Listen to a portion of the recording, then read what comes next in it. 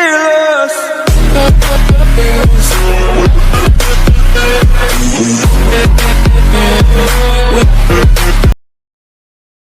Assalamualaikum warahmatullahi wabarakatuh.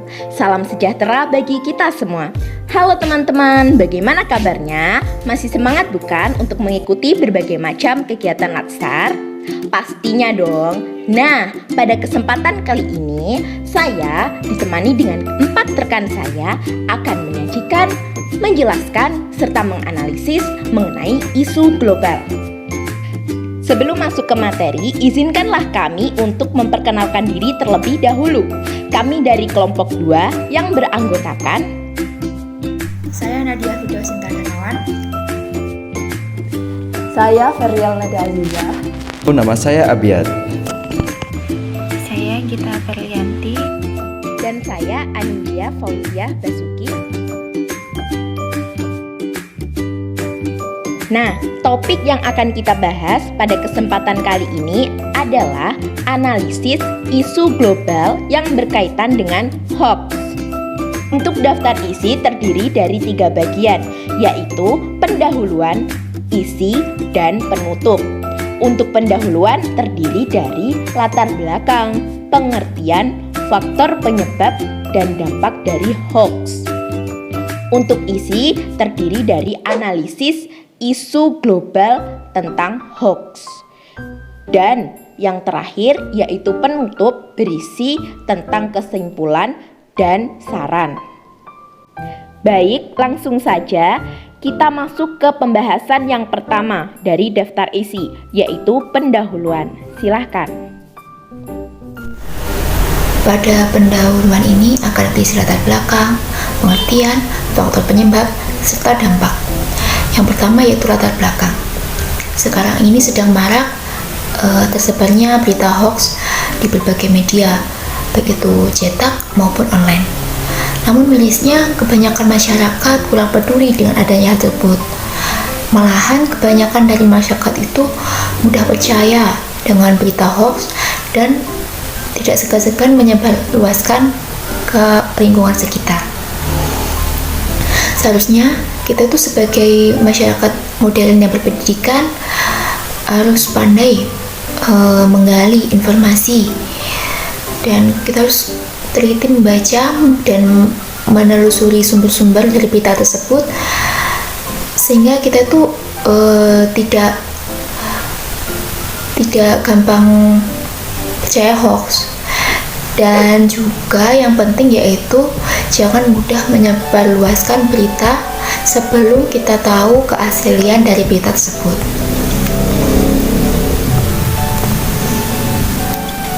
Pengertian, sebenarnya apa sih hoax itu? Hoax itu adalah berita bohong atau berita yang tidak bersumber, ataupun bisa juga kita sebut berita palsu yang diada-adakan atau diputarbalikkan dari realitas sesungguhnya. Banyak kasus hoax ini yang sebenarnya tidak terjadi, namun diangkat menjadi sebuah berita dan dikemas sebaik mungkin agar khalayak tertarik untuk membacanya. Berikutnya, faktor penyebab hoax. Sebenarnya apa sih faktor penyebab hoax ini? Ada beberapa faktor. Yang pertama, masyarakat itu tidak terbiasa berdemokrasi secara sehat. Kemudian yang kedua, kebanyakan masyarakat tidak terbiasa mencatat atau menyimpan data, sehingga tuh masyarakat sering berbicara tanpa data. Kemudian yang terakhir, masyarakat Indonesia juga memiliki sifat dasar yang suka ngobrol, suka bincang, maka informasi yang diterima itu mudah sekali untuk dibagikan tanpa melakukan verifikasi. Kemudian yang terakhir yaitu dampak. Apa sih dampak dari hoax ini? Yang pertama, bisa menimbulkan perpecahan. Jelas sekali adanya hoax ini akan menimbulkan perpecahan, karena seperti yang kita tahu pengertian dari hoax tadi kan, berita hoax ini bisa jadi merupakan berita yang diada-adakan, bisa saja untuk memberikan provokasi sehingga menimbulkan perpecahan pada masyarakat. Berikutnya yaitu masyarakat akan menjadi tidak percaya dengan fakta karena adanya banyak berita hoax. Jadi istilahnya selalu sering dibohongi gitu ya. Percaya ini, oh ternyata hoax, percaya ini ternyata hoax, percaya ini ternyata hoax. Jadi masyarakat lebih usah percayalah gitu lah ya. Jadi nanti kalau ada fakta malah masyarakat akan ragu, oh nanti jangan-jangan ini hoax gitu ya. Kemudian bisa menimbulkan opini negatif karena seperti yang dijelaskan di sebelumnya, jadi masyarakat nanti akan tidak percaya dengan berita-berita gitu ya. Kemudian merugikan masyarakat. Kenapa? Karena adanya berita hoax ini akan menyulut kebencian, kemarahan, memberikan hasutan kepada banyak orang, sehingga akan menimbulkan huru-hara dan pemberontakan ataupun sebagainya. Kemudian yang terakhir, hoax akan menyasar emosi masyarakat. Ya, seperti sebelumnya tadi, hoax akan menimbulkan kebencian, kemarahan seperti itu. Dalam menganalisis permasalahan hoax, kita dapat melakukan beberapa tindakan atau mengambil sikap agar kita dapat terhindar dari permasalahan hoax itu tersendiri. Perlu kita tahu pada zaman modern ini, media sosial adalah media yang sangat banyak digunakan masyarakat untuk saling bertukar informasi dan saling beropini. Banyak sekali platform-platform media sosial sekarang yang digunakan oleh masyarakat, contohnya yaitu Facebook, Instagram, TikTok, dan lain-lain untuk melakukan komunikasi dan bertukar pikiran. Maka dari itu, kita sebagai masyarakat yang cerdas, kita harus memanfaatkan media sosial sebaik-baiknya. Apa dampak positif yang bisa kita ambil? Apa dampak buruk yang bisa kita tinggal? Yang pertama, kita bisa memanfaatkan media sosial itu sebagai sarana untuk menambah teman dan juga untuk tempat berkomunikasi dengan baik, tempat berbagi terhadap sesama, dan juga kita dapat mencari ilmu berpengetahuan luas di media sosial. Lalu media sosial juga bisa kita gunakan untuk tempat beropini dan juga kita bisa menjadi diri sendiri di media sosial, tidak terpengaruh dengan lingkungan yang sangat kompleks di media sosial. Dan juga apa sih dampak buruk yang bisa kita lakukan ketika kita bermedia sosial? Yang pertama yaitu hoax dan juga fitnah.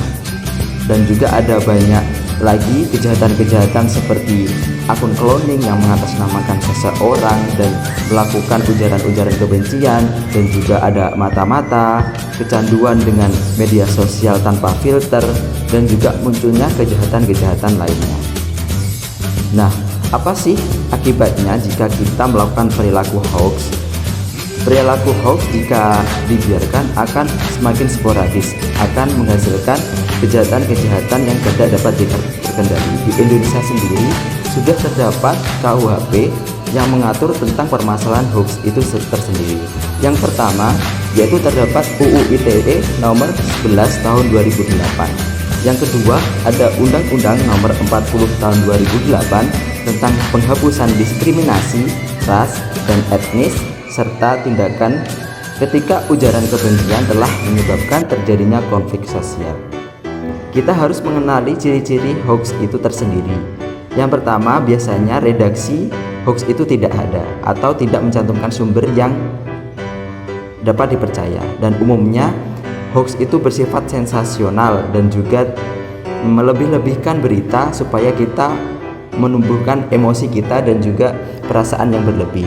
Muatan kata yang terdapat dalam hoax itu proaktif seperti sebarkan, lawan, rugi kalau tidak klik, like, share, dan lain-lain. Dan berita itu biasanya sudah expire dan juga mengandung diskriminatif yang memojokkan pihak-pihak tertentu. Selanjutnya kita akan membahas tentang permasalahan atau contoh kasus permasalahan hoax.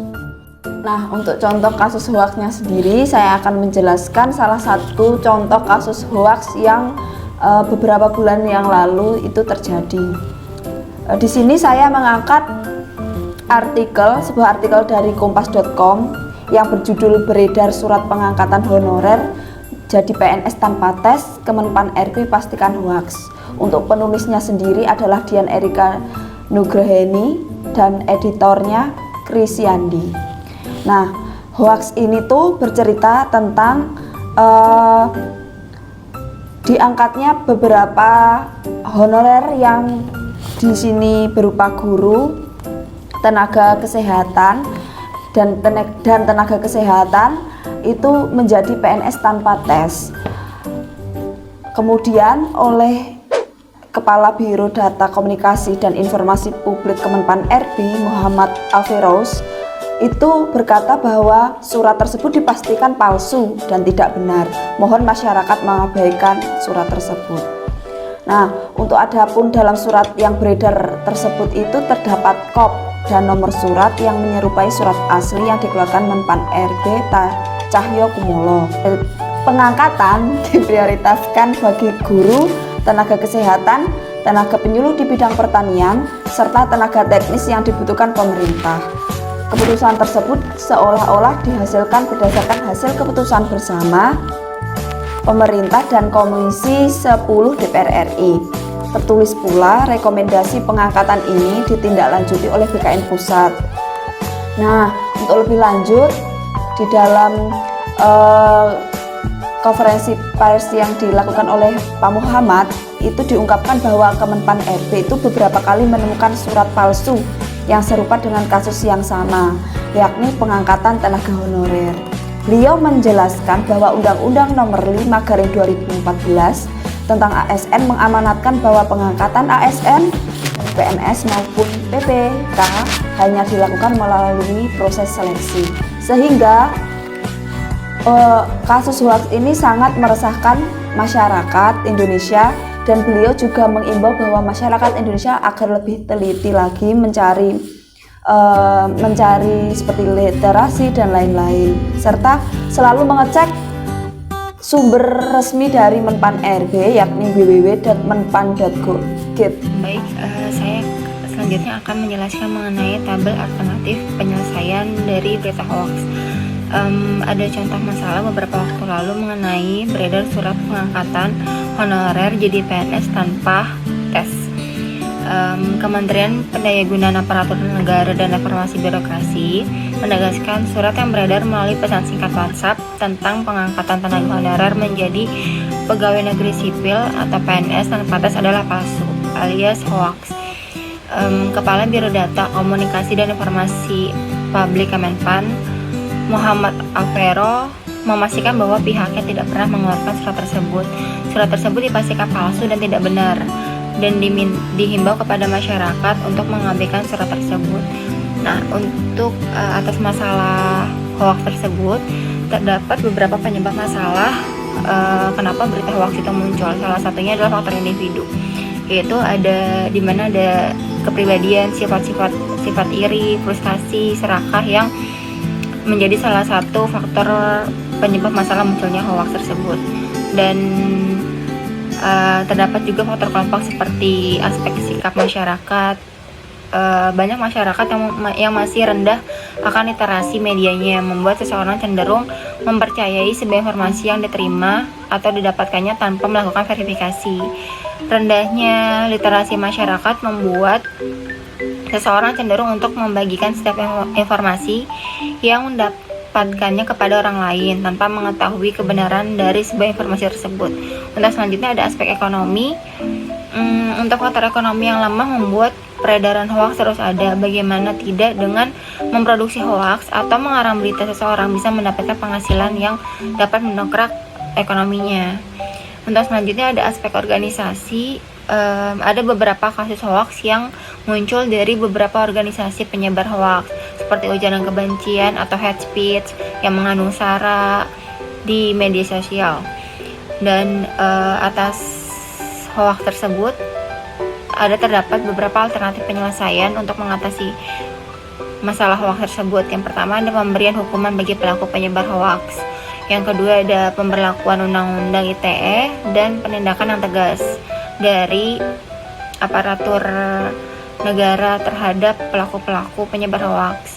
Yang ketiga ada pencegahan dimulai dari diri sendiri, yaitu dengan membaca terlebih dahulu, mencari tahu terlebih dahulu, memperbanyak literasi akan berita-berita tersebut supaya tidak mudah tertipu. Untuk selanjutnya ada menggunakan media sosial dengan cermat. Jadi kita sebagai masyarakat tidak dengan mudah menerima informasi tersebut secara langsung. Alangkah baiknya kita untuk mencari terlebih dahulu mengenai berita yang kita dapatkan.